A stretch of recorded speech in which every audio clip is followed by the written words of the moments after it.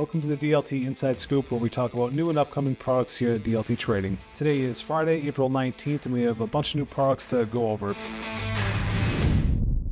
We're going to start with the Vanguard Cheetah. This is a titanium frame lock with a carbon fiber inlay, available in two options, one with the milled titanium clip, and there is one that comes with an additional titanium Damascus clip, so optional on this. So one with, one without.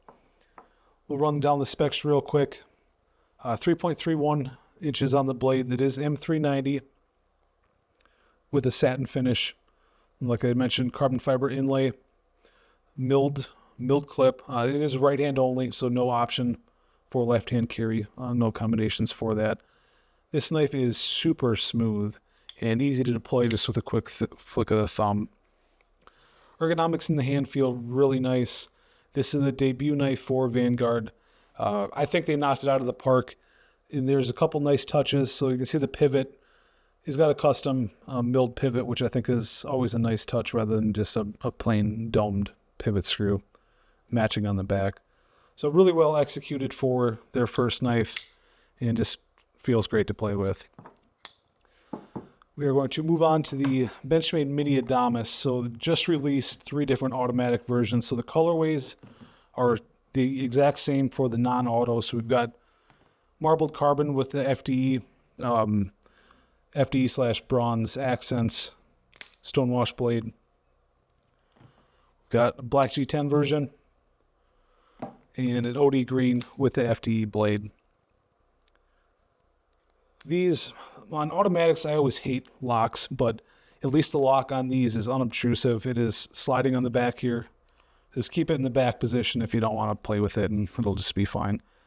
So with the auto axes, you do have to pull the axis back and it will deploy. So these, some of the Benchmades in the past are auto axis. I had a hard time doing with a single, without pinching both sides and just either pulling it from the back or in the front. But these are much nicer than they used to be, where they can deploy either way or just with the single in the back.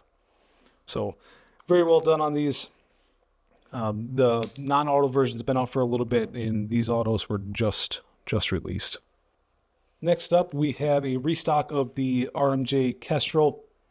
So they have, all of the new releases have been getting upgraded hardware, so the scales are removable, and most of them are now anodized, either bronze or blue, depending on the configuration. But this is done with the black G10 and bronze hardware, which looks really nice. So this model's been out for a little bit, but like I said, just an updated variation, and now we have all 4 colors. So the black, hyena brown, the OD and black, the dirty olive is what they call it, and the urban camo. Next up, we have the Medford Marauder H. These are all in Magna Cut, signified on the blade with the M is their marking for Magna Cut. These are a little bit special. They are a little bit different. If you're not familiar with the Marauder H, it has been around for a while. It's a great model. It generally has like a little flag-looking part in the back, which I was never super fond of because it looks like something should be in there. So I'd asked Medford to do them without that, and they did that. Most of this batch was done without that, which I think just really smooths out the look of this model. Really nice in the hand. Their Medford's actions are always clean. Execution is done very well, and they do some of the widest variety of finishes as far as the anodizing on the titanium. So we've got violet here, tumbled with flamed hardware. Then we have flamed on this one, bronze in the back with the flamed clip. So just looks really nice. And for some size reference, I will put my 187 in front of it. So a little bit about the same length overall. It'll be a little bit taller in the height, but if you're familiar with the 187, at least to give you some frame reference. We'll actually throw in a Hinderer real quick too, just for size reference. So this is a 3.5-inch XM18. This happens to be an automatic version, but it has the same size profile as the standard 3.5. So lets you frame that up and get a frame of reference. Next, we have some Wii knives. We are definitely late to the game on the Wii stuff, but we've got them in stock. pretty decent selection. And all of the Wii's, it's been a while since I've handled them. The action is super smooth. They are nicer than what I remember. I probably wasn't giving them too much credit before, but they are well done. Well, maybe not that one. Guys, got to flick it with actual authority. So we've got a cool promo going right now. Buy anything Wii, get a free Hank. So this guy right here. So it's anything Wii, spend $150 or more and get a Wii Zippo. This is a real Zippo, not some wannabe Zippo knockoff, but a real licensed Zippo with the Wii logo pre-engraved on it. And that is direct from Zippo.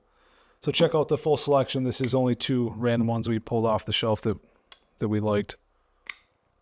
And like I said, well done. Now we have another TRC. So this is the M-1 SL. This full tang. This is with the apocalyptic finish on the blade. This is in M390. And as usual, Kydex sheath. Really well done. And it does have a dangler attachment on the back. So really nice knife in the hand.